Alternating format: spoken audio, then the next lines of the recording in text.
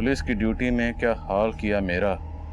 न क्रिमिनल मिला न मेडल, इधर से उधर बस खाक छानते रहे। वाह वाह, जरूर बोल दीजिएगा आदिल साहब, क्योंकि अब इस चौथी लड़की की लाश ढूंढते ढूंढते तोते उठ जाएंगे आपके।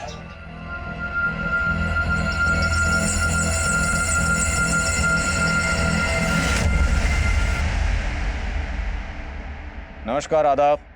मैं आदिल खान क्राइम पेट्रोल दस्तक में आपका इस्तकबाल करता हूं। हम पुलिस वालों का सामना अक्सर खूंखार मुजरिमों से होता रहता है। ऐसे ऐसे खूंखार मुजरिम जिनकी महज दास्तान सुनकर ही आम इंसान की हवाइयां उड़ सकती हैं। ऐसा ही एक मुजरिम आम लोगों के बीच नहीं बल्कि मेरे घर की दहलीज तक आ पहुंचा था। आखिर किसी मुजरिम ने मेरे घर पर वो कटी हुई उंगलियां क्यों भेजी थी? उसके पीछे की दास्तान हैरत से भरी थी। एक आम इंसान से लेकर एक खूंखार मुजरिम बनने तक की दास्तान, जिसमें इंसानी जिंदगी का हर जज्बात था। लेकिन उन जज्बातों ने कब, क्यों और किन हालातों में उन गुनाहों को जन्म दिया, ये जानकर आप दंग रह जाएंगे। अरे अच्छे से पकड़ो।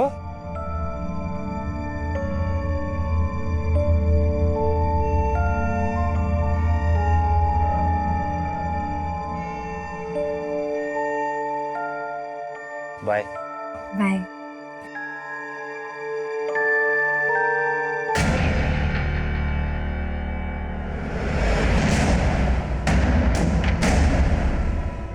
पापा, शक्ल देखिए कभी अपनी है? ये चश्मा, ना शक्ल ना सूरत। अरे बहन जी लगती है तू। और वो लड़का जो है ना बाइक पे चढ़ने आया था तने, वो 21 है तारे से। पक्का उसकी नियत में खोट है ना, जो तारे को भाव दे रहा है वो।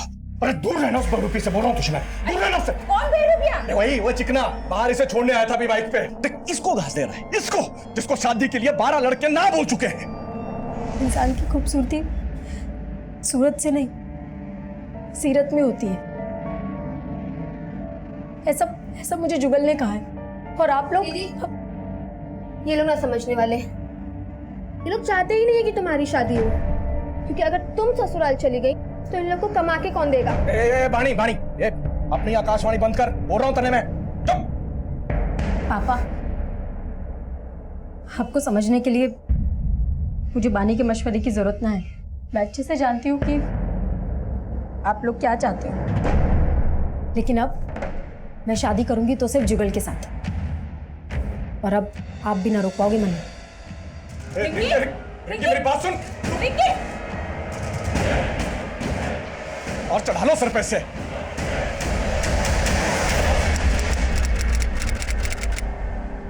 छोले कुलचे, चलो छोले कुलचे।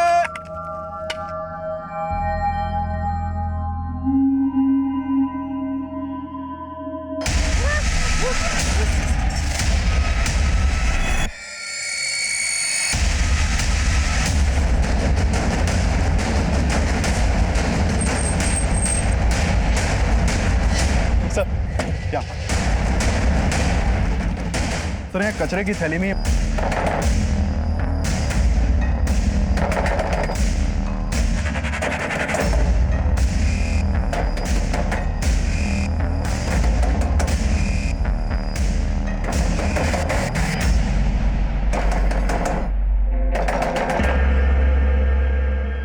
इन कटी हुई उंगलियों से ये मंजू सिंह का आधार आईडी सामने आया। हमें लग रहा है इसका मर्डर हुआ है।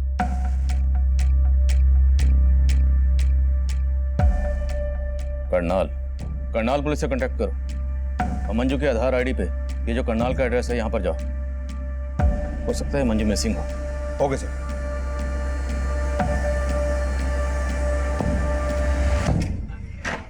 आप हैं अंकल जी? अरे भूस नीचे, हमारे से रिश्ता जोड़ने की कोशिश मत कर। रिंकी का है? मना नहीं पता जी। हमारे माथे पे सी लिखा है क्या? अरे पीछे हट जा। रिंकी, अंकल जी बात तो बताओ। रिंकी ना आया। रिंकी, अरे अंकल जी रिंकी नहीं आया। रिंकी, अरे अंकल जी, अरे कहाँ जा रहे आप? अंकल जी रिंकी नहीं आया। रिंकी नहीं आया अंकल जी। सर समालका के एक डंपिंग ग्राउंड में एक औरत की लाश के टुकड़े मिले हैं। बड़ी मंजू की? जी सर।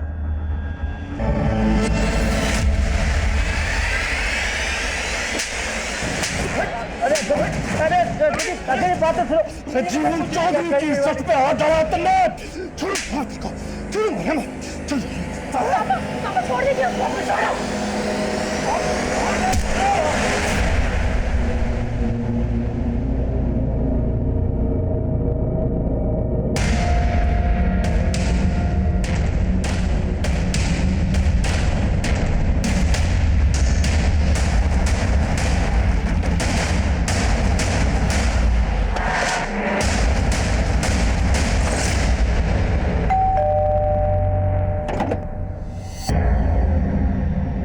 मंजू सिंह के बारे में आपसे कुछ बात करनी है।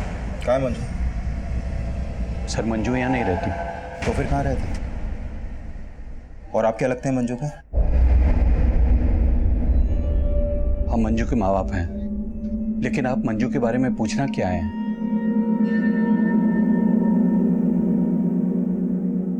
मंजू की आधार आईडी पर यहाँ का एड्रेस है। अगर वो यहाँ नहीं रहती तो फिर कहाँ रहती है?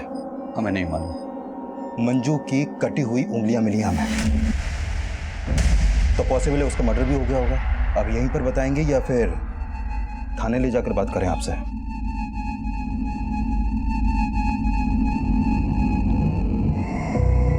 सर हम कुछ छिपा नहीं रहे। 2 साल से मैंने मंजू को नहीं देखा। तो फिर 2 साल से थी कहाँ वो? मंजू पानीपत के कॉलेज में पढ़ती थी। पानीपत के एक लड़के से उसकी दोस्ती हो गई। मने ये सब पसंद ना था साहब। आज से तेरा कॉलेज जाना बंद। आज के बाद दोबारा उस लड़के से मिलने की कोशिश की ना तो अच्छा ना होगा। लेकिन मंजू उस लड़के के लिए हमें 2 साल पहले छोड़कर भाग गई। कौन था वो लड़का? हम उसे नहीं जानते साहब, लेकिन उस लड़के ने मंजू को इतना बरकरार दिया था कि उसने अपने घर से अपनी माँ के गहने, जेवर, पैसे सब चुरा करके उस लड़के के साथ भाग गई और हमें फोन करके बताया कि पापा मुझे लगता था कि आप मुझे समझोगे, लेकिन अब मैंने शादी कर ली है। लेकिन उसके बाद उसका फोन कभी ऑन नहीं हुआ। वो हमको भूल गई थी तो हम भी उसे भूल गए। भूल गई या फिर 2 साल बाद उसे ढूंढ निकाला और उसे? ऐसा हमने कुछ नहीं किया सर। जरूर उस लड़के ने उसके साथ कुछ किया होगा।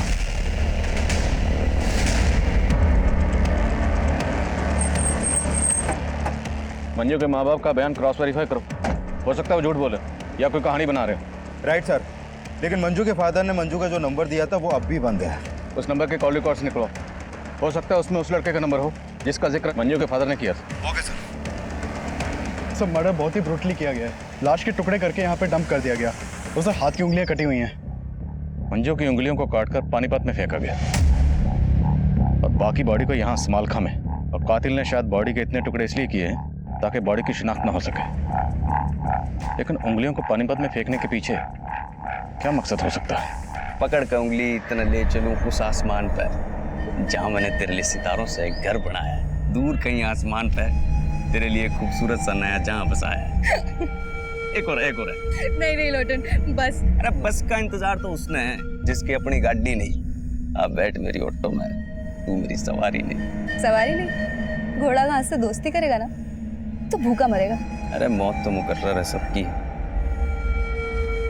हम तो तुझ में अपनी जिंदगी देखते हैं।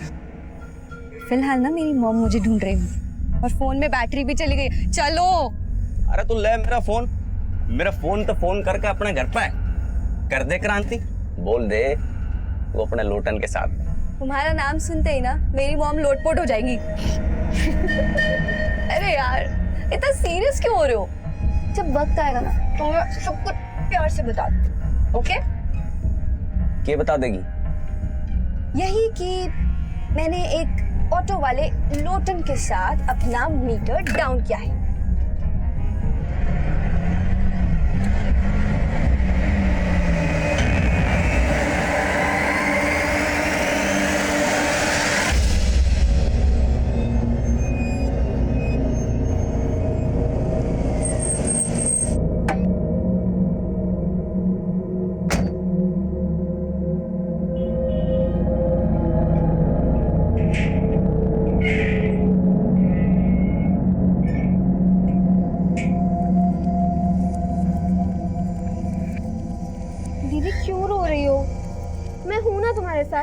सब ठीक हो जाएगा। ज्यादा अंगरक्षक बनने की कोशिश ना कर और तू ये रोना धोना बंद कर ले।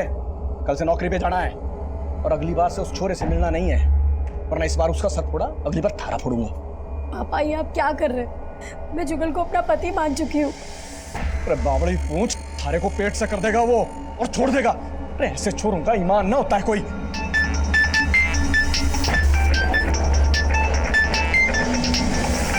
ना काट क्यों दिया? तने भी कोई पति बना रखा है क्या? ना बोल। आप मेरे और दीदी के साथ ऐसे पेश मत आया करो, वरना आदिल अंकल को बोल के आपको अंदर करवा देंगे।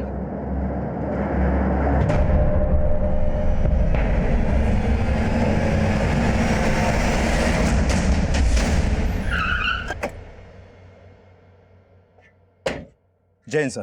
जय। सर मंजू के फादर ने मंजू का जो मोबाइल नंबर दिया था वो 2 साल से बंद है और मैंने चेक किया कि मंजू 2 साल से अपने फादर के यहाँ करनाल में भी नहीं देखी गई है। तो 2 साल से मंजू कहाँ थी? सर मैंने मंजू के 2 साल पुराने कॉल रिकॉर्ड चेक किए। 2 साल पहले तक मंजू एक राजवीर सोलंकी नाम के लड़के को काफी कॉल करती थी। ये राजवीर पानीपत में मंजू के साथ उसी के कॉलेज में पढ़ता था। कॉलेज का कुश्ती पहलवान था सर वो। 121 122 दबा के कर बेटा, दबा के पेल। 123 124। बस बापू, तेल निकल गया। अरे तेरा तेल ना आशिकी ने निकाला बेटा। मैं तुझे नेशनल चैंपियन बनाना चाह रहा था, लेकिन तू औरतों के हुस्न का चैंपियन बन बैठा। चल कर। बापू और कितना खसेगा, गलती हो गई, माफ कर देना। अरे चल, बहाने मत बना। 127 128। सुनिए जी, वो पुलिस आई है। क्या? राजवीर के लिए पूछ रहे हैं।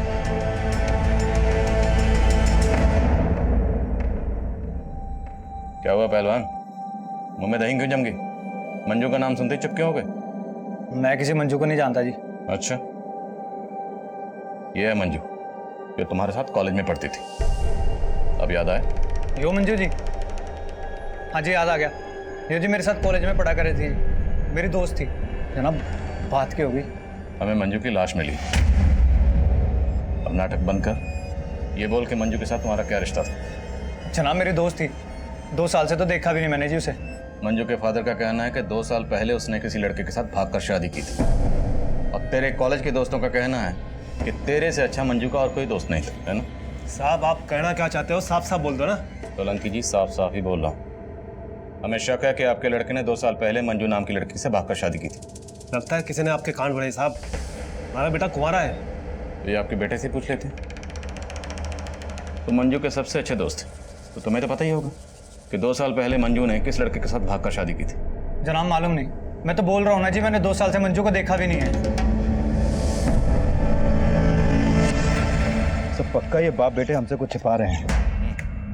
मंजू की तस्वीर पड़ोसियों को दिखाओ, पता करो कि पिछले 2 साल में किसने मंजू को यहाँ पर देखा था। और ये भी पता करो कि मंजू की जिंदगी में राजवीर के अलावा कोई और भी था। Okay sir.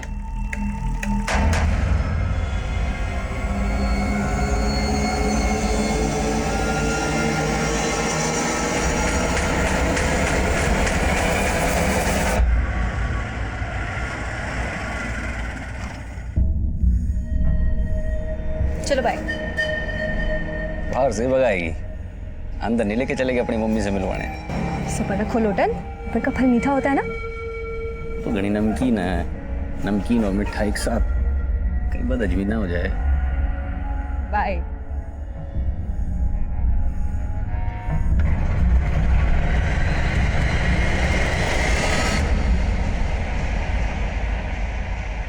हेलो। ये क्या हुआ है? तो असल लग रही, सब तेरी वजह से हुआ है। मुझे नहीं खेलना तेरा शतरंज का खेल। प्यार करूँ तुझसे और इश्क लड़ाऊं तेरी बहन से। बंद करियो नाटक। खत्म ही करना था तो क्यों सोया मेरी बहन के साथ? तेरी बहन भाग गई थी और इससे पहले मैं भाग जाता ना, तेरे पापा आ गए थे। और अपनी फैमिली को तू जेलस करने के लिए ना अपनी बहन की भावनाओं से खेल रही है। प्यार करने लगे सच में मुझसे वो। अरे तो तू भी करना, क्या प्रॉब्लम है? वैसे भी रिंकी दीदी तुझे बहुत खुश रखेगी। ये? मैं तुझसे प्यार करता हूँ। किसका फोन है? छोड़ तू। मुझे तेरे इरादे ठीक नहीं लग रहे। ये खिचड़ी पकड़ी? खिचड़ी ना टंगड़ी कबाब। तू टेंशन ना ले, तेरे जायके का पूरा ख्याल रखूंगी मैं, ठीक है?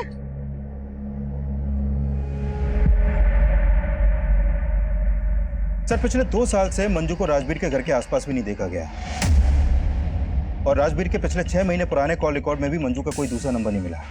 तो मंजू के माँ बाप झूठ तो नहीं बोल रहे कि 2 साल पहले मंजू किसी लड़के के साथ भाग गई थी? लेकिन सर मंजू की लाइफ में कोई ना कोई लड़का जरूर था, क्योंकि उसकी पोस्टमार्टम रिपोर्ट में यह भी सामने आया है कि मंजू 3 मंथ्स प्रेग्नेंट थी। प्रेग्नेंट? मौत की वजह? Excessive bleeding.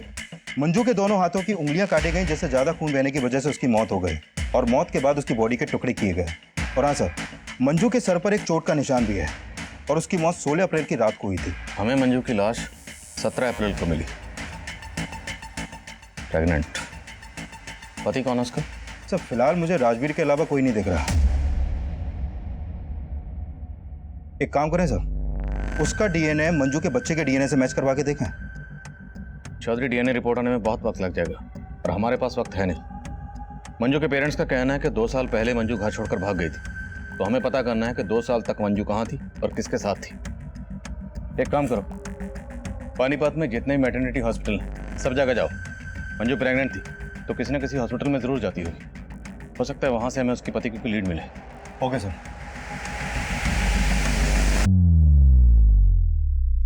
शुरुआत में कटी उंगली मिलने के बाद मेरे कलीग्स ने मर्डर की थ्योरी बनाई, पर मुझे लग रहा था कि शायद ये केस मर्डर का ना हो। पर यह केस ना सिर्फ मंजू के मर्डर का था, बल्कि इस केस में एक से एक खौफनाक मंजर सामने आने वाले थे, जिसमें मंजू के मर्डर से लेके उसके जिस्म के टुकड़े टुकड़े करने के मंजर से भी कहीं ज्यादा खौफनाक मंजर थे। तब हम इस बात पे फोकस कर रहे थे कि मंजू का पति कौन है और मंजू के पेट में पल रहा वो बच्चा किसका था। मंजू की आप बीती में हमें मंजू के पेरेंट्स का रोल भी सस्पिशियस लग रहा था, क्योंकि उन लोगों ने मंजू की डेड बॉडी को भी क्लेम करने से मना कर दिया था।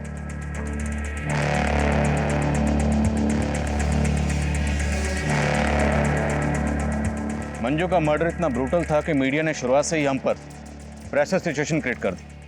उस वक्त हमारे पास मीडिया के सवालों के कोई जवाब नहीं था और ये सब बातें उस मुजरिम के हौसले बुलंद कर रही थी। एक गर्भवती महिला की हत्या करके उसके टुकड़े टुकड़े करके शहर में फेंक दिया जाता है और पुलिस उस किलर के खिलाफ कोई भी सबूत नहीं जुटा पाती है। क्या ये पुलिस की नाकामी है या फिर उस अपराधी की जीत पुलिस को गुमराह करने में सफल होता नजर आ रहा है? क्या पुलिस मंजू के उस कातिल तक पहुंच पाएगी या नहीं?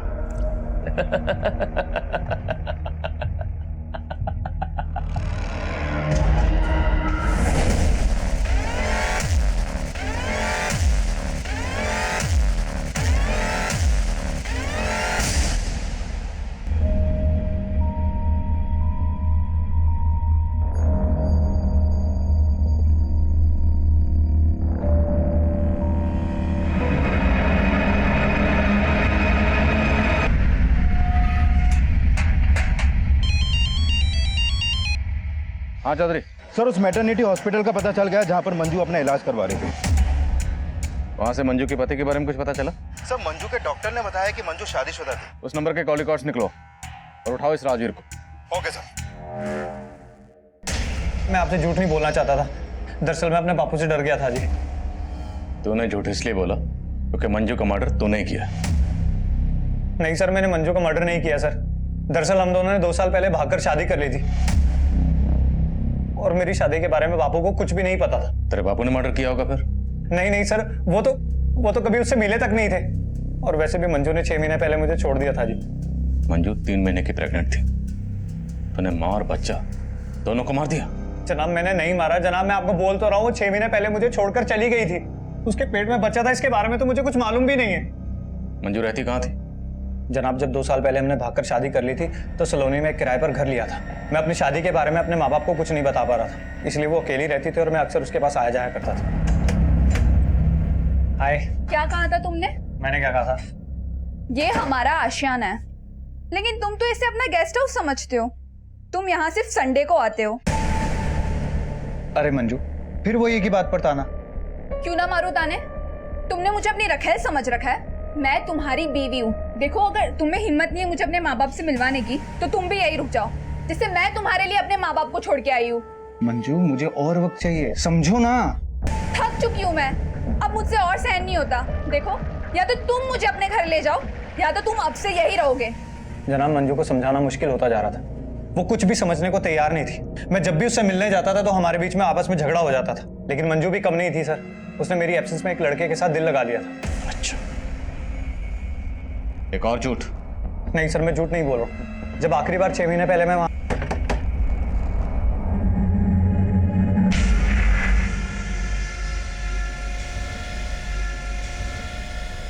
मंजू, कौन था ये लड़का? यहाँ क्या कर रहा था? दरवाजा खोलने में इतना टाइम क्यों लगाया? ये बोल के तुम कहना क्या चाहते हो?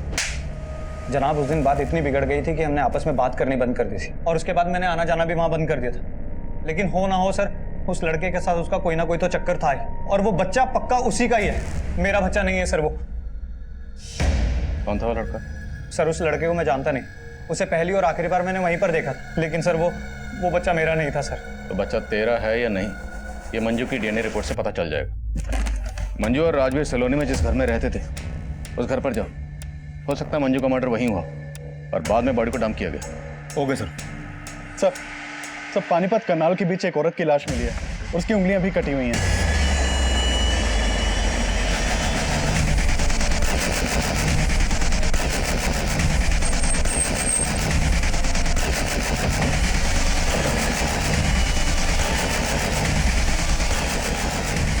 अरे पीछे निकालो जरा। मोहब्बत के हारे किला फतेह करने निकले, तेरे साथ नहीं तो तेरे पास सही, हम जीतने वालों को हराने निकले। आखिर ये शायरो शायरी करके और ये उंगलियां काट के कातिल साबित क्या करना चाहता है? सर मंजू की लाश को टुकड़े टुकड़े करके डंप किया गया और इसकी सिर्फ उंगलियां काटी गई हैं। काफी हद तक मर्डर का मॉडस ऑपरेंडी सेम है। बॉडी की शिनाख्त करवा, हो सकता है इसका मंजू या उसके जान पहचान वालों से किसी को ताल्लुक हो। सर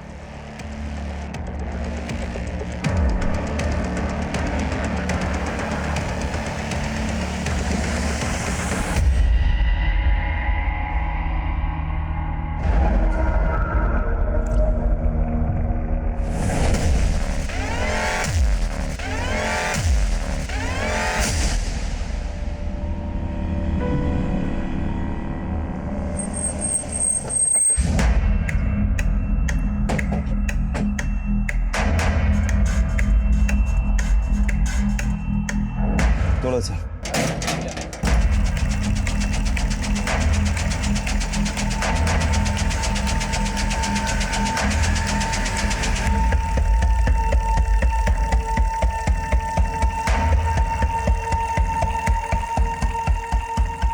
सर मंजू के सलोनी वाले घर में ऐसे कोई साइन नहीं मिले जैसे लगे कि मर्डर यहाँ पर हुआ हो। करनाल और पानीपत के बीच हमें जिस औरत की लाश मिली है, उस औरत की भी उंगलियां काटी गई।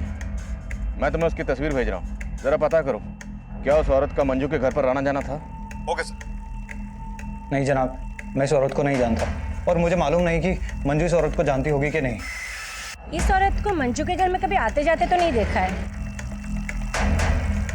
ये मंजू का हस्बैंड है जो दिल्ली में कहीं जॉब करता है और संडे संडे आता है, और अभी कुछ टाइम से वो यहाँ पे आना ही बंद कर दिया है। ऐसा तो नहीं लगता था, पर सर कुछ समय से एक आदमी का यहाँ पे काफ़ी आना जाना हो रहा था। राजवीर भी वही कह रहा था जो पड़ोसन कह रही है कि मंजू का किसी के साथ अफेयर था। पड़ोसन और राजवीर से उस लड़के का स्केच बनो और मंजू के करंट नंबर के कॉल रिकॉर्ड्स निकलो। हो सकता है उस लड़के के बारे में कुछ पता चले, और इस औरत की पहचान पता करो, क्योंकि हो सकता है मंजू और इस औरत दोनों का कातिल एक ही हो। सर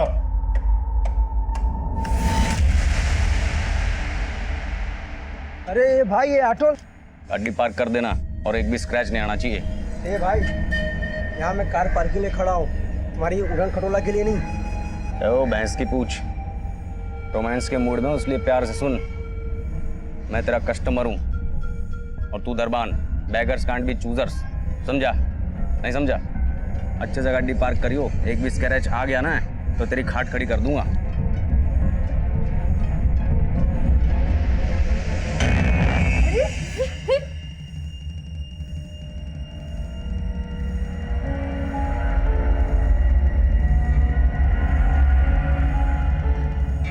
वेटर, लोटन सुनो ना, वो मैं कह रही थी कि जब हम घर जाएंगे ना,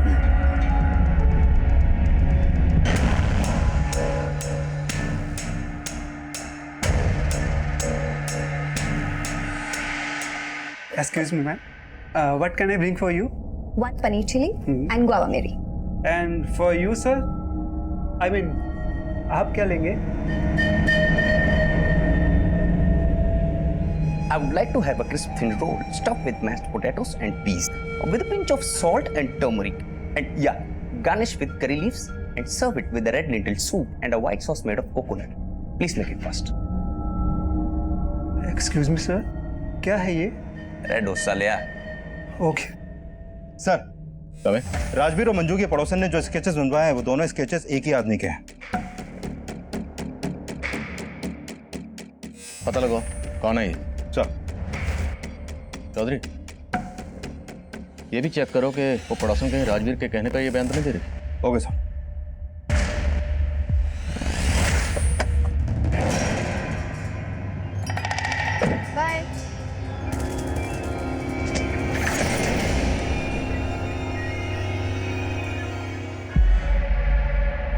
अच्छा, इस गाड़ी वाले के चक्कर में तुमने मेरा टक्का अपनी बहन से भिड़ा रखा है?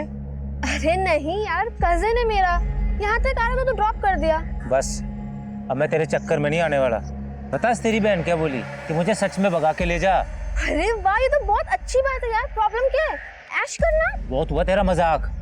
तेरी बहन को ना मैं सच सच बता दूंगा कि मैं उससे नहीं तेरे से प्यार करता हूँ।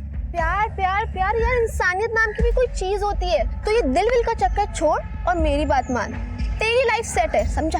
चल चल। सर, फाइल मुझे। एक रोजी नाम की लड़की की मिसिंग कंप्लेंट दर्ज हुई थी संगमनगर थाने में। ये कंप्लेंट रोजी की मां ने दर्ज करवाई थी। सर, रोजी की फोटो औरत की फोटो से मैच करती है जिसकी हमें उंगली कटी लाश मिली थी।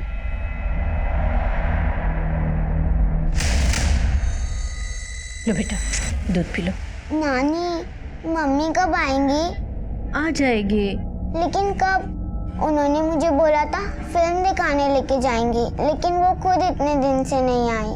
बोलो ना नानी, मम्मी कब आएंगी? बेटा आ जाएगी।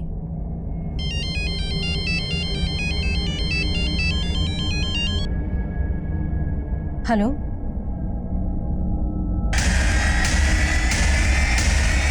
क्या?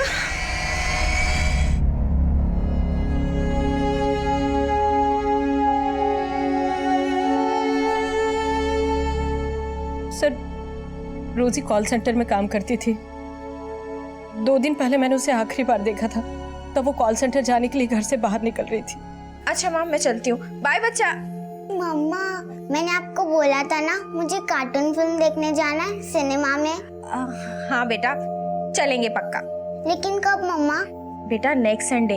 अभी मुझे ऑफिस के लिए लेट हो रहा है और मेरे पीछे से नानी को परेशान मत करना। मेरा अच्छा बच्चा है ना। बाय। बाय माँ। सर, उसके बाद रोजी का कुछ पता नहीं चला। अगली सुबह वो कॉल सेंटर से वापस ही नहीं आई, ना ही उसका फोन लग रहा था।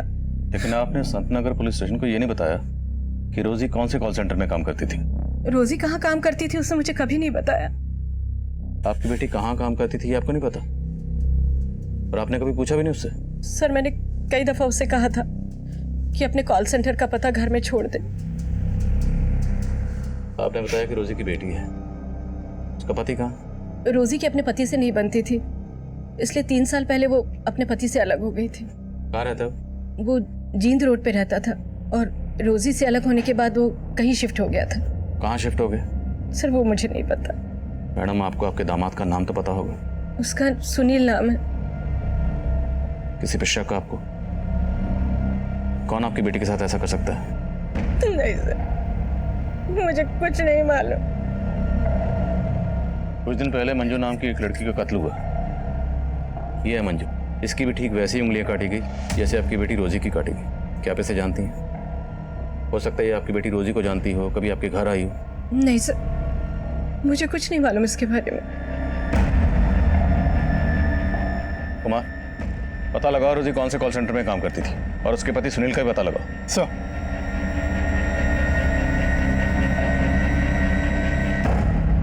पुलिस ने उस दूसरी औरत की पहचान कर ली है जिसकी हाल ही में उंगली कटी हुई लाश मिली थी। लेकिन मंजू मर्डर केस की तरह ही पुलिस रोजी के इस मर्डर केस में फिलहाल कोई भी पुख्ता सबूत नहीं इकट्ठा कर पाई है और नाकामयाब नजर आ रही है।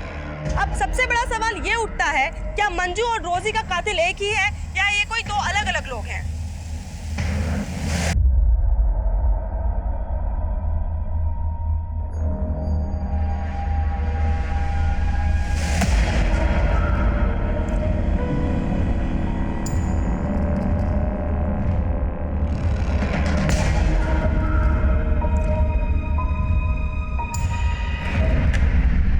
सर, कमें? मंजू के नए नंबर के कॉल रिकॉर्ड में एक नंबर मिला है जिसका फोटो उन स्केचेस से मैच करता है जो राजवीर और मंजू के पड़ोसन ने बनवाए थे। इसका नाम महेश सिंह है सर। इसका मोबाइल नंबर करनाल के एड्रेस पर रजिस्टर्ड है। करनाल? मंजू भी करनाल की रहने वाली थी? हाँ सर, और ये भी पता चला है कि ये महेश मंजू का कजन है। ये मंजू के कोई दूर के ताऊ का बेटा है। लेकिन मंजू के माँ बाप का कहना है कि वो बिल्कुल नहीं जानते थे कि 2 साल तक मंजू कहाँ रह रही थी। तो फिर ये मंजू का कजन ये मंजू से मिलने क्यों जाता था? और इसे कैसे पता कि मंजू कहाँ रहती थी? सर, हमेशा मंजू का सपोर्ट करता था सर। मानता हूँ चाचा जी उनकी शादी के खिलाफ थे, लेकिन राजवीर के साथ घर से भाग जाने के बाद से मैं लगातार मंजू के टच में था। लेकिन राजवीर का कहना है कि उसने तो मंजू को 6 महीने पहले ही छोड़ दिया था। सर राजवीर ने मंजू की जिंदगी बर्बाद करके रखी थी, बल्कि मंजू तो उसके खिलाफ कानूनी मदद भी लेना चाहती थी। चीट किया था सर उसने मंजू को। उसकी वजह से उसने अपना घर परिवार छोड़ा, अपने पेरेंट्स से अपना रिश्ता खत्म किया, और बदले में उसे क्या मिला? सिर्फ दुख। कहीं तुमने भी बदला तो नहीं लिया? मंजू के माँ बाप के कहने पर तुमने मंजू को... कैसी बातें करें सर आप? मंजू के पेरेंट्स को तो पता तक नहीं है कि मैं मंजू के टच में था। लेकिन मंजू का मर्डर हो गया, जब भी तुम हमारे पास नहीं आए। सर क्योंकि मैं दिल्ली गया हुआ था किसी काम से, और मैंने सोचा भी नहीं था कि मंजू के साथ इतना बुरा हो सकता है।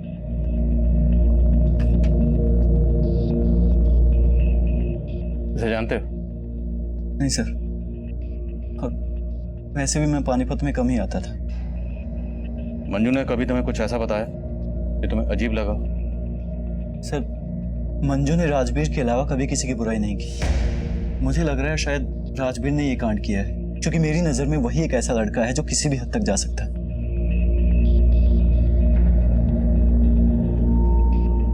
सर राजवीर और मंजू के पड़ोसन को लग रहा था कि ये महेश मंजू का लवर है, लेकिन ये तो मंजू का कजन निकला। सर कहीं ये एंगल मंजू के पेरेंट्स से तो नहीं जुड़ा? शायद ऑनर किलिंग, क्योंकि वो लोग भी मंजू और राजवीर की शादी के खिलाफ थे। अगर एंगल वाकई ऑनर किलिंग का है तो फिर राजवीर का बाप भी हमारा स्ट्रॉन्ग सस्पेक्ट है। एक काम करो, इन सब के डीएनए मंजू के बच्चे के डीएनए से मैच करो। हम किसी का भरोसा नहीं कर सकते। Right sir.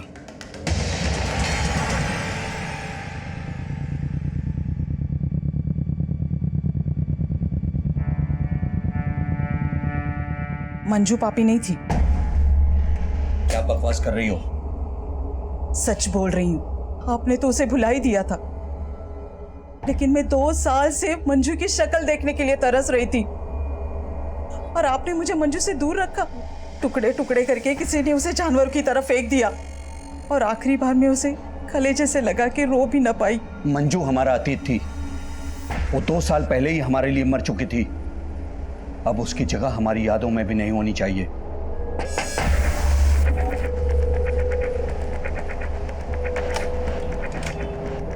सिंह साहब, आपको हमारे साथ चलना है। चलना होगा? आपका डीएनए टेस्ट करवाना है।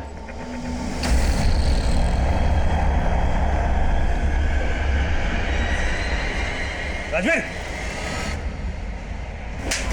तेरी वजह से पूरी जात बिरादरी में कहीं मुंह दिखाने लायक नहीं छोड़ा तूने। वो पुलिस वाले सोच रहे तेरी लुगाई मंजू के पेट में मेरा बच्चा है। मेरा डीएनए करवा रहे हैं वो लोग, सब तेरी वजह से। मेरे को भी बहुत धोया बापू उन्होंने, और तू तो मुझसे बड़ा पहलवान है ना, उनके डंडों से तेरा तेल ना निकलने वाला। क्यों डर रहा है तू?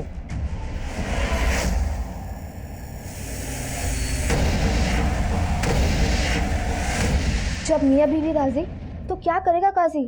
दीदी मैं बोल रही हूँ, मान लो मेरी बात, भूल जाओ मम्मी पापा क्या कहेंगे और भाग जाओ जगल जीजा जी के साथ। बाकी की सारी सेटिंग मैं कर दूंगी पक्का, ठीक है? ए छोरी, क्या सिखा रही है अपनी बहन को? अजी सुनते हो? जल्दी आओ। क्या सिखा रही है? हाँ बोल, क्या सिखा रही है? देखो क्या, क्यों चिल्ला रही हो? ये दोनों बहनें मिलकर क्या प्लान बना रही है? ये उस लड़के को जीजा जी बोल रही है और इसे बोल रही है उसके साथ भाग जा। मैं ऐसे कैसे भाग जाएगी? मैं क्या बावली पूंछूं?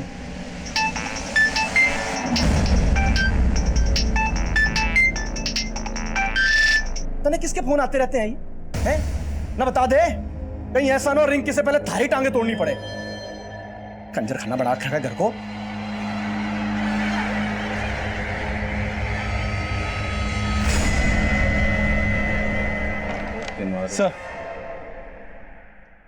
सर रोजी के कॉल रिकॉर्ड में मंजू या मंजू से जुड़े किसी भी इंसान का नंबर नहीं मिला। रोजी के बैकग्राउंड में कोई लवर? फिलहाल तो ऐसा कुछ सामने नहीं आया। सर रोजी के कॉल रिकॉर्ड में किसी कॉल सेंटर का नंबर भी नहीं मिला। पर रोजी की माँ का कहना है कि रोजी कॉल सेंटर में काम करती थी। सर मैंने रोजी की कॉल रिकॉर्ड अच्छे से स्टडी की है। अक्सर रात के वक्त रोजी का फोन रेड लाइट एरिया में एक्टिव रहता था। Red light area? तो मतलब रोजी... एक काम कर, जिन जिन रेड लाइट एरिया में रोजी का नंबर एक्टिव रहता था वहां पूछताछ कर। सर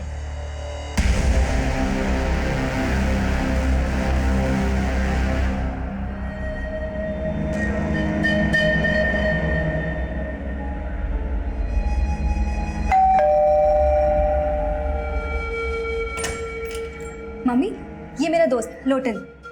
नमस्ते। Lotan, strange name. जी, यो नाम मेरी मम्मी ने दिया है जी। अच्छा, प्लीज कम, हैव सीट। तो लोटन, तुम काम क्या करते हो? ऑटो है जी मेरा। Auto driver? नहीं जी, मतलब ऑटो मेरा खुद का है, मैं ओनर हूँ उसका, और अपनी मर्जी का भी। मम्मी, आपको पता है मैं ना लोटन के ऑटो में ही रोज कॉलेज जाती हूँ और पता नहीं टाइम कैसे बीत जाता है, पता ही नहीं चलता। आपको पता ही है ना, बातें ऐसी करता है कि कोई भी इंसान ना खसस के लोटपोट हो जाए। शैली, तुम इस ऑटो वाले को यहाँ मुझसे मिलवाने लाई हो? तेरा दिमाग तो ठीक है? इसमें प्रॉब्लम क्या है? प्रॉब्लम है you don't know these illiterate people.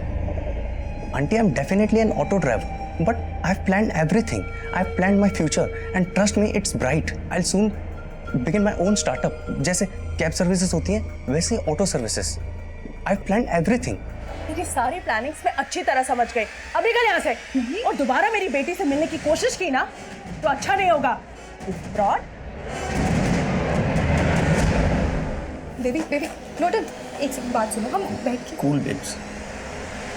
कोई बात नहीं, तेरी मम्मी को मैं पसंद नहीं आया। मैं चाहता हूँ तेरी गली से तेरा नाम लेकर, और ये मोहब्बत है जो ना कभी मिटी थी और ना मिटेगी।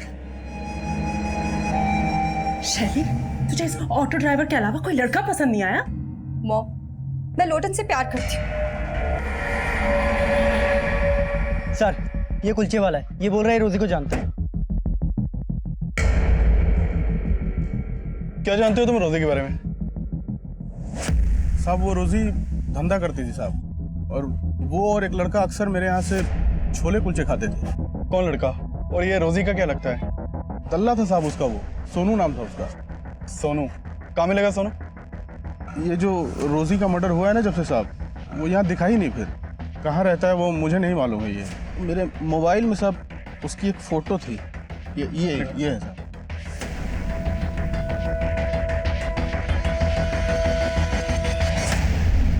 खा लो। मुझे नहीं खाना।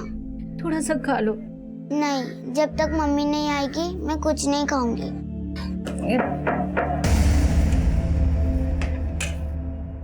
ये क्या बोल रहे हैं आप साहब? रोजी ऐसी लड़की नहीं थी। जरूर आपको कोई गलतफहमी हुई है। हमें कोई गलतफहमी नहीं हुई है। आपकी बेटी रोजी किसी कॉल सेंटर में काम नहीं करती थी, बल्कि वो एक प्रोस्टिट्यूट थी।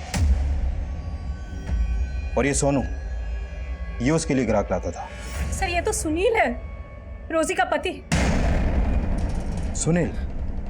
जी। रोजी का पति? जी, यही सब गलत काम करता था सर, इसलिए रोजी ने इसे छोड़ रखा था। जरूर इसी ने मजबूर किया होगा मेरी बेटी को। रोजी ऐसी नहीं थी सर। अच्छा, ये सुनील उर्फ सोनू आजकल है कहाँ? कुछ तो आइडिया होगा आपको? सर, मुझे नहीं मालूम।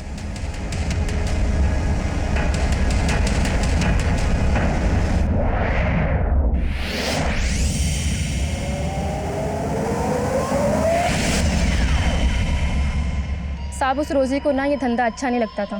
तो क्या सोनू उससे जबरदस्ती काम करवा रहा था? वो तो अपनी बेटी को पढ़ाने के लिए, उसको पालने के लिए सब करती थी। सब वो हमारे साथ ना बहुत टाइम से धंधे पे थी।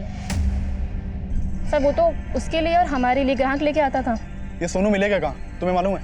उसका फ़ोन तो कई दिन से लग नहीं रहा है, लेकिन हाँ, उसका एक दोस्त है जाकिर, उसके घर पे उसका आना जाना था।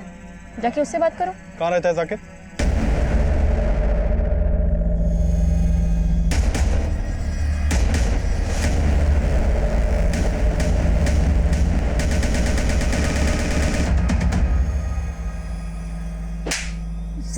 सर, मैंने रोजी के साथ कुछ नहीं किया सर। तो फिर हमारी टीम को देखकर भाग क्यों रहा था? तो साहब, मैं डर गया था, लेकिन फिर मेरे को रोजी के मर्डर का मालूम चला, तो इसलिए मुझे पता था कि आप लोग मेरे पीछे आएंगे, इसलिए मैंने अपना फोन भी बंद कर दिया सर। लेकिन सर, मैंने रोजी के साथ कुछ नहीं किया, मेरा विश्वास। सर, रोजी तेरी बीवी थी और तूने उसे मजबूर किया था इस धंधे में उतरने के लिए, है ना? नहीं साहब, रोजी जब तक मेरे साथ रहती थी तब तक मैंने उससे कोई धंधा बंदा नहीं करवाया था। लेकिन जब रोजी को पता चला कि मैं दल्लागिरी ये सब करता हूँ तो मुझे छोड़कर चली गई थी। लेकिन उसको कुछ दिन बाद आटे दाल का भाव पता चल गया था। और सर, रोजी ये सब अपनी मर्जी से करती थी, मैंने रोजी के साथ कुछ नहीं किया। हाँ, जरूर उसके कस्टमर ने रोजी के साथ कुछ किया होगा। कौन कस्टमर? सर, कुछ रोज पहले एक टैक्सी वाला आइटम ढूंढते हुए हमारे एरिया में आया था। उसने रोजी के साथ कुछ किया होगा। मैंने रोजी को आखिरी बार उसी के साथ देखा था। सर उसके बाद रोजी लौटकर वापस नहीं आई। फिर मालूम चला कि रोजी की लाश मिली। कौन था वो टैक्सी वाला? ये तो मुझे मालूम नहीं है, पहले कभी मैंने देखा नहीं था।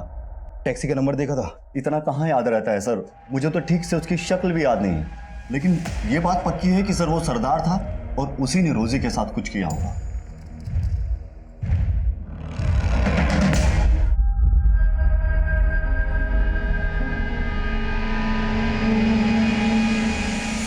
सर सोनू ने जिस एरिया में उस टैक्सी वाले को देखा था वहां पर कोई सीसीटीवी है ही नहीं। नहीं, ऐसा तो नहीं कि सोनू ने खुद ही किसी नफरत की वजह से अपनी बीवी का कत्ल किया फिर उसके पास वो शायरी छोड़ दी। लेकिन सर मैंने सोनू की हैंडराइटिंग भी शायरी की लिखावट से मैच करके देखी है, मैच ही नहीं हुई है। अगर सोनू सच बोला है तो पॉसिबल है कि मंजू ने उसी सरदार की टैक्सी हायर की हो जिसकी रोजी ने की थी, क्योंकि दोनों की मॉडस ऑपरेंडी सेम। सभी टैक्सी स्टैंड पर पता करो, एक सरदार टैक्सी वाले को ढूंढना मुश्किल नहीं होना चाहिए। राइट।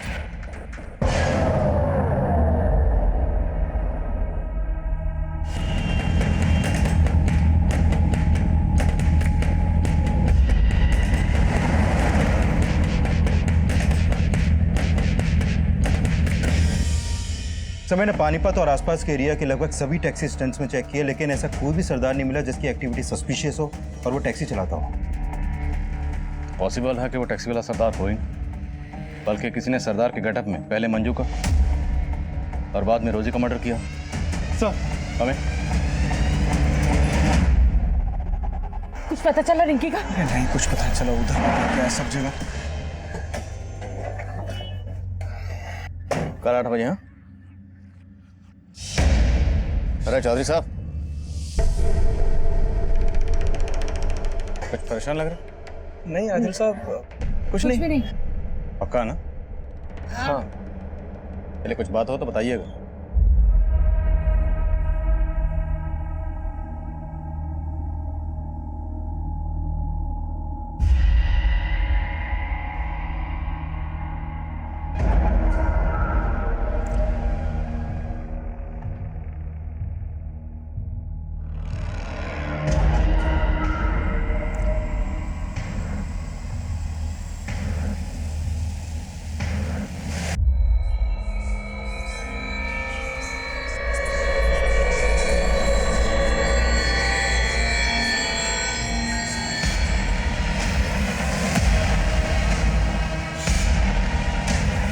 पुलिस की ड्यूटी में क्या हाल किया मेरा, न क्रिमिनल मिला न मेडल, इधर से उधर बस खाक छानते रहे। वाह वाह, जरूर बोल दीजिए आदिल साहब, क्योंकि अब इस चौथी लड़की की लाश ढूंढते ढूंढते तोते उठ जाएंगे आपके।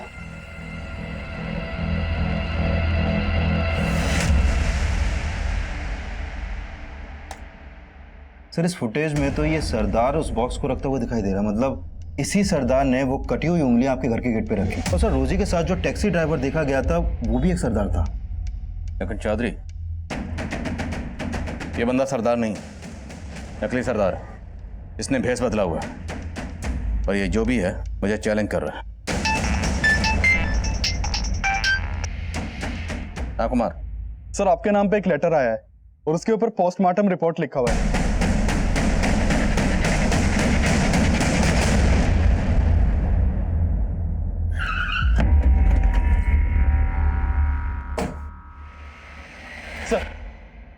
Sir letter.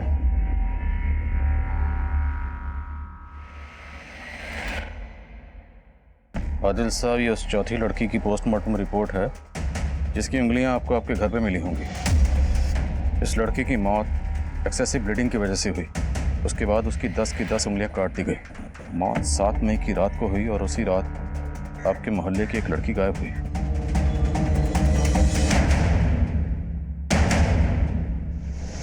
परेशान लग रहा? नहीं आदिल साहब, कुछ नहीं। पता करो ये लेटर कहां से पोस्ट किया गया। सर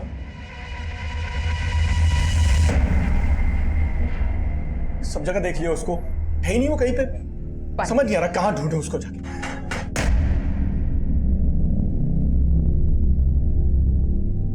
क्या चौधरी साहब, किसे ढूंढने की बात कर रहे हैं? सब ठीक तो?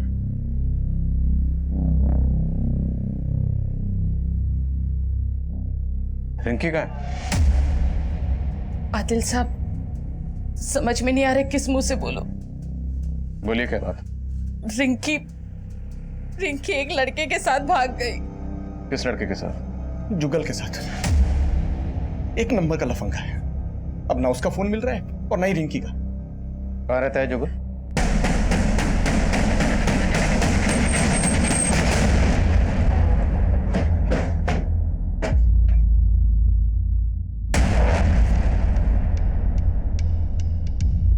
तोड़ो।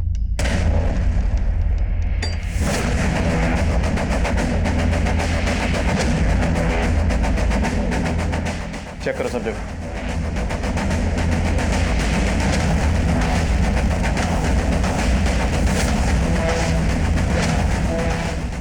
सर, यहाँ तो कुछ भी सस्पिशियस नहीं मिला। चौधरी, हो सकता है जो मुझे चैलेंज कर रहा है वो ये जुगल ही हो। रिंकी और जुगल दोनों के कॉल रिकॉर्ड्स अच्छे से स्कैन करो। Okay sir. हाँ कुमार। सर वो लेटर एक सरदार ने पोस्ट किया है।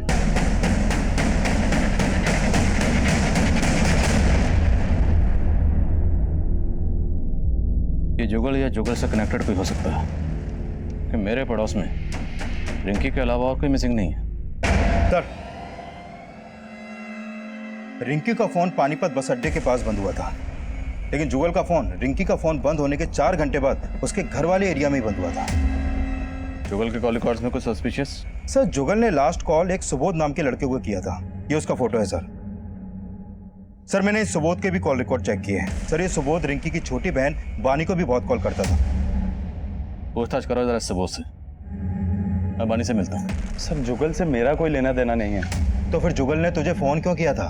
दरअसल सर बात यह है कि मैं एक बानी नाम की लड़की से बहुत प्यार करता हूँ। सर, काफी टाइम से हमारा अफेयर चल रहा था। सर, जुगल ने एक दिन फोन पे मुझे बोला कि बानी मुझसे चीट कर रही है। सर, बानी का जुगल के साथ भी अफेयर चल रहा था। वो क्या है कि जुगल से मन भर गया था उसका, इसलिए अपनी बहन रिंकी से टांका पिट करवा रही थी उसका। ये जुगल कहाँ है अभी? अंकल, वो मैं जुगल को प्यार नहीं करती थी, लेकिन वो लड़का अच्छा था। इसके लिए मैंने सोचा कि दीदी को उसके साथ, लेकिन मैंने जैसा सोचा था ना वैसा कुछ भी नहीं हुआ। मुझे तो सही उम्मीद नहीं थी बानी। तू जुगल से प्यार करती थी और तूने मुझे धोखा दिया। नहीं दीदी, ऐसा कुछ भी नहीं है जैसा आप सोच रहे हो। आपको जरूर कोई गलतफहमी हुई है। कोई गलतफहमी ना हुई। मैंने रिंकी को सब कुछ सच सच बता दिया है। सुबोध, उसका जुगल से क्या कनेक्शन? जुगल ने सुबोध को भी मेरे खिलाफ बोल दिया था। मेरे घर के बाहर कटी हुई उंगलियां मिली किसी लड़की की, और हमें शक है कि शायद वो उंगलियां रिंकी की हैं। क्या बात कर रहे हैं खान साहब? बानी, बोलो, जुगल कहाँ? अंकल, मैं आपको सच में बोल रही हूँ, मुझे नहीं पता जुगल कहाँ है।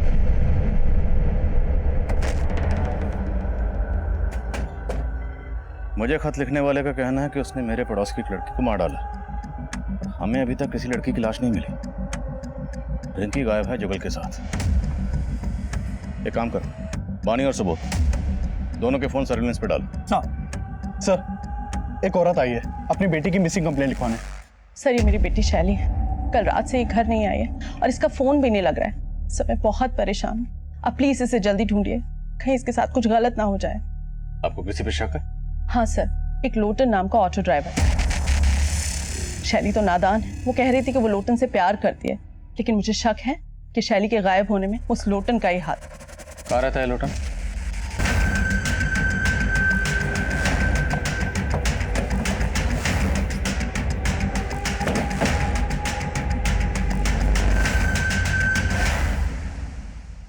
ताला तोड़वाओ।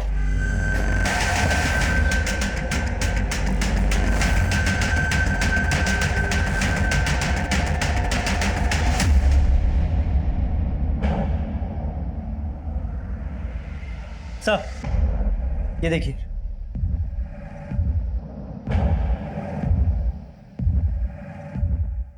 सर, ये देखिए, यहां पर भी ब्लड के ट्रेसेस हैं,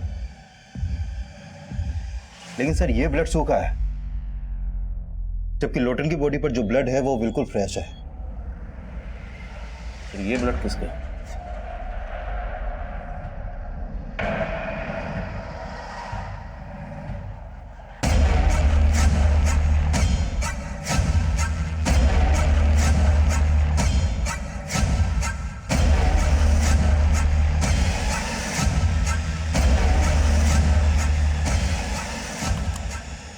लोटन के पड़ोसियों से पता करो इसका किस किस से मिलना जुलना था और कहाँ कहाँ आना जाना था। Okay sir. हाँ बोलो कुमार। सर जिस एरिया में रिंकी का फोन बंद हुआ था उस एरिया में रिंकी की लाश भी मिली है।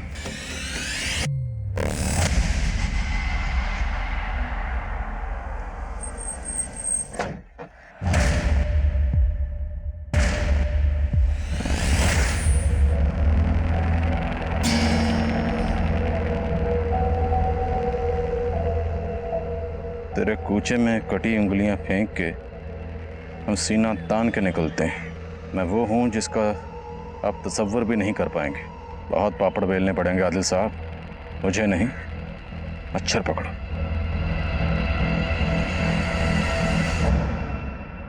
कुमार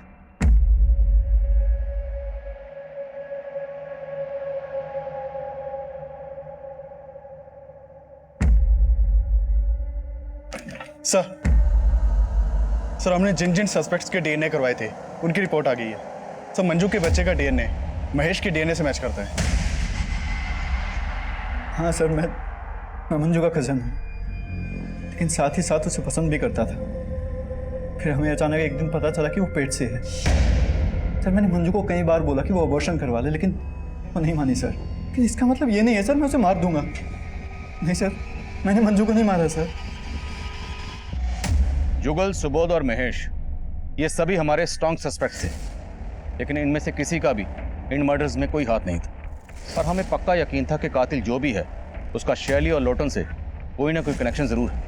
इसलिए हमने इस केस की हर बारीक से बारीक चीज को रिविजिट करना शुरू किया और एक नया नतीजा सामने आया। सर पूछताछ में पता चला है कि लोटन का एक चरण नाम का दोस्त हुआ करता था जो टैक्सी चलाता था और वो लोटन के साथ ही रहता था, लेकिन कुछ टाइम पहले उसने लोटन का घर छोड़ दिया था। सर ये चरण लोटन की हत्या के बाद से गायब है। और कोई खबर? सर चरण के बारे में ये पता चला है कि वो यूपी का रहने वाला था और आईपीएस की तैयारी कर रहा था। और ये भी सामने आया है कि ये चरण मंजू के ही कॉलेज में पढ़ता था, वो उससे 2 साल सीनियर था। सर लोटन के एक ऑटो वाले दोस्त से चरण के एक ठिकाने का पता चला है। मैंने अपनी एक टीम को भेजा है वहाँ पर।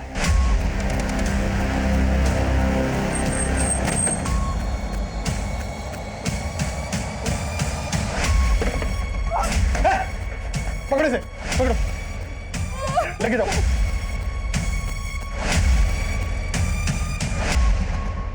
लाइफ बहुत स्ट्रेंज है आदिल साहब। आदमी जो सोचता है वो कभी होता नहीं है। मैंने जो आईपीएस बनने का सपना देखा था, अगर आज वो पूरा हो गया होता ना, तो आज औहदे में मैं आपसे ऊपर और आप मेरे से नीचे होते। हरियाणा के हर्ष राठौर जी जैसा बनना चाहता था। आईपीएस मैंने एग्जाम भी दिए थे, 4 बार फेल हुआ सर। तो 4 बार क्या, 6 बार भी अगर फेल हुआ होता, तेरी इस फेलियर का इन मर्डर से क्या ताल्लुक है? मेरे इस फेलियर का उन मर्डर से ताल्लुक है, क्योंकि इसी फेलियर की वजह से ना मैंने बहुत कुछ खोया है। मंजू को भी बहुत प्यार करता था मैं मंजू से, लेकिन मंजू को तो राजवीर पसंद था ना। सब कुछ भुला के मैं आईपीएस की तैयारी में लग गया। मैंने एग्जाम्स भी दिए थे, पता नहीं उन लोगों को क्या हुआ, मुझे फेल कर दिया। इसलिए मजबूरी में मुझे टैक्सी ड्राइवर बनना पड़ा। फिर एक दिन मुझे मंजू मिली। मैं कॉलेज के दिनों से तुमसे बहुत प्यार करता हूँ। अगर तुम हाँ करो तो हम लोग शादी भी कर सकते हैं। नहीं चरण, मैं अपनी जिंदगी किसी और के नाम कर चुकी हूँ। मतलब राजवीर फिर से? राजवीर नहीं, महेश। महेश का नाम सुन के ना मेरा दिमाग घूम गया था। अपने ही कजन के साथ, छी! अरे 3 महीने का बच्चा था उसके पेट में, पता है? मेरा इतना दिमाग घूम गया ना, मैंने उसकी गर्दन पकड़ के ऐसे दीवार में दे, मैंने उसे मार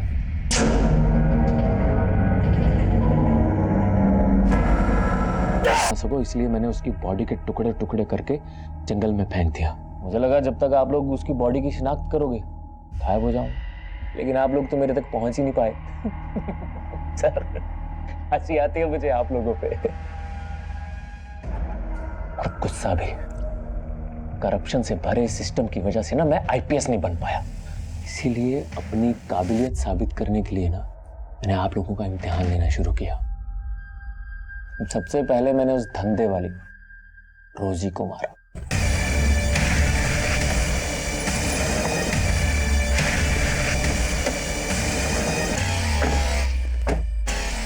ये कहाँ लाए हो तुम मुझे?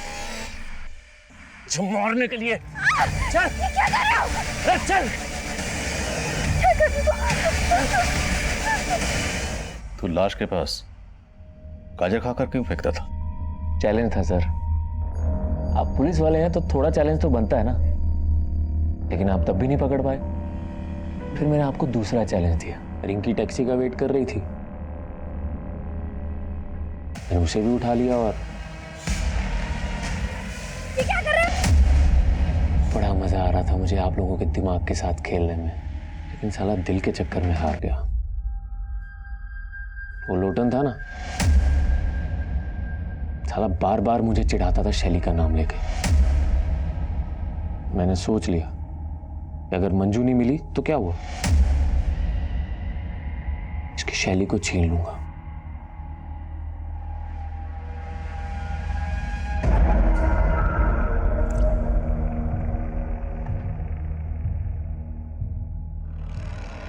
मैंने लोटन को भी मार दी। तेरी तरह नहीं, आईपीएस का झंडा लेकर घूमा जिंदगी भर और कुछ नहीं उगाड़ा। मेरी पढ़ाई और मेरी आईपीएस के बारे में कुछ मत बोलना, समझा? तू नहीं जानता मैंने कितनी मेहनत की है आईपीएस बनने के लिए। काय की मेहनत? 20,000-25,000 हजार की नौकरी कर रहा होता अगर मुझसे थोड़ी बहुत इंग्लिश सीख लेता तो। ऑटो ड्राइवर तेरी, तू मुझे अंग्रेजी सिखा, तू मुझे अंग्रेजी सिखा। लोटन को मारने के बाद मैंने शैली को भी उठा लिया। शैली बस मेरी होने ही वाली थी कि आप लोग आ गए और मुझे उठा के यहां ले आए। क्या बनना चाहता था? IPS, Indian police service. Police वाला बनना चाहता था, लेकिन इतना भी नहीं जानता कि कानून किस तरीके से काम करता। जानता तो ये जरूर पता होता कि मुजरिम कितना भी शातिर क्यों ना हो, एक ना एक दिन कानून के हत्थे जरूर चढ़ता है।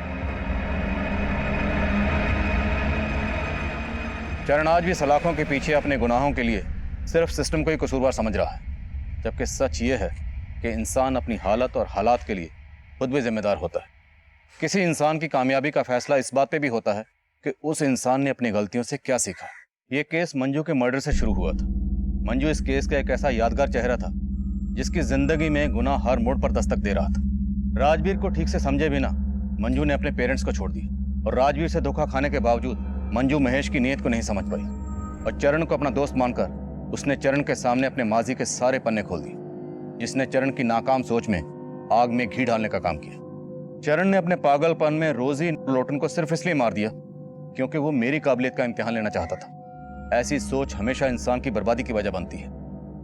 कहते हैं जो इंसान अपनी हार कबूल करता है, अपनी गलतियों से सीखता है, कामयाबी एक ना एक दिन उसके कदम जरूर चूमती है। लेकिन जो इंसान अपनी हार कबूल नहीं करते, अपनी गलतियों से सीखते नहीं है, कहीं ना कहीं उनके कामयाबी होने की उम्मीद भी खत्म हो जाती है, और चरण इसकी जीतती जागती मिसाल है।